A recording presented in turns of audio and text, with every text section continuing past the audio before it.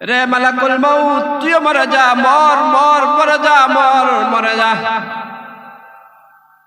মালাকুল মউত যখন এই কথাটা শুনবে, সঙ্গে সঙ্গে মালাকুল মউত একটা চিৎকার দিয়ে বলবে, রব্বে কারীম, হায় হায় হায় হায়, কি শোনাইলেন, কি শোনাইলেন।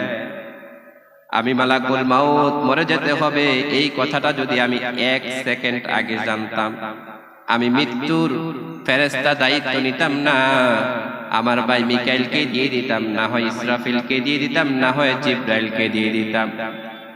রব্বুল আলামিন বলবে, রে মালাকুল মউত, তুই মরে যা, মর মর মরে যা। মালাকুল মউত বলবে, আল্লাহ, আমি জানি মৃত্যুর যন্ত্রণা কত কষ্ট, কত ভয়াবহ, কত কষ্ট। আল্লাহ তাআলা, আমি যদি মরে যাই, আমি কিভাবে মরব? আমি আপনাদেরকে একটা দৃষ্টান্ত দিচ্ছি, একটা ঘটনা আপনাদেরকে।